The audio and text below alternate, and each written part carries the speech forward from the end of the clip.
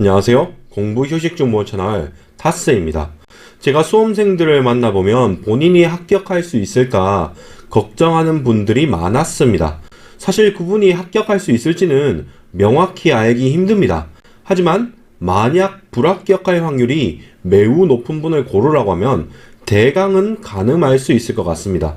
오늘은 제가 예비 불합격자를 가늠하는 다소 주관적인 기준에 대해서 이야기를 하겠습니다. 첫 번째 기준은 당연히 합격하는 목표입니다.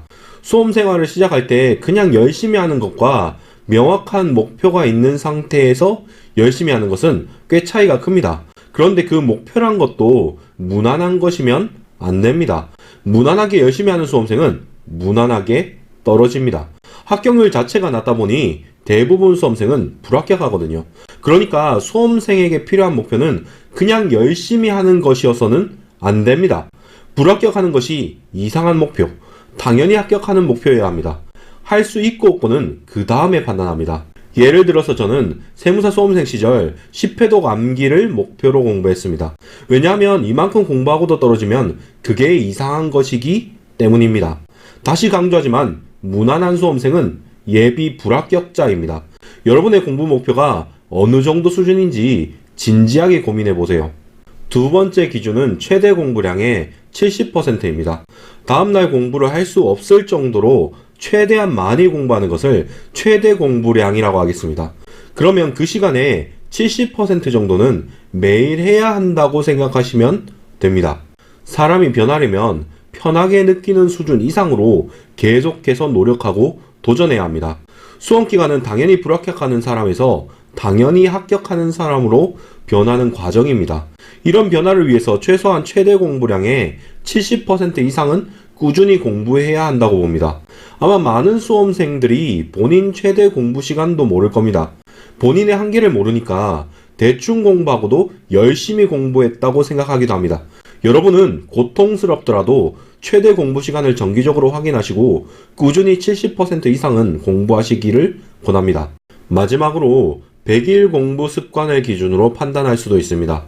벼락치기로 안 되는 장기 공부에서는 무엇보다 공부 습관이 중요합니다. 냉정하게 말해서 아무리 간절하고 의지력이 강해도 습관이 잡히지 않으면 그냥 공부를 그만두는 것이 더 나을 수도 있습니다.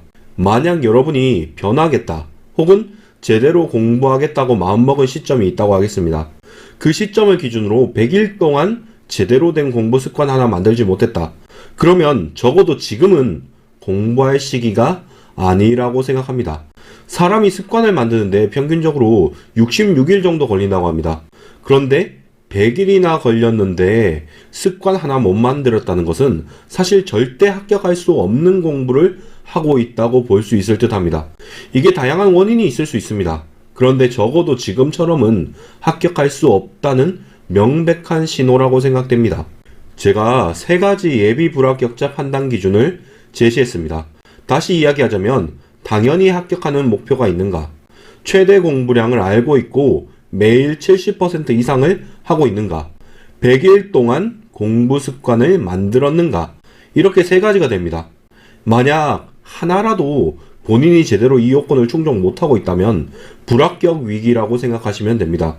물론 이 3가지에 대해 제대로 하고 있다고 해서 합격한다는 것은 아닙니다. 그냥 이 3가지는 수험생이라면 당연히 갖춰야 하는 덕목 같은 것이라고 생각하시고 여러분에게 적용하시기 바랍니다. 이상으로 영상을 마치겠습니다. 예비 합격자 여러분 시청해 주셔서 감사합니다.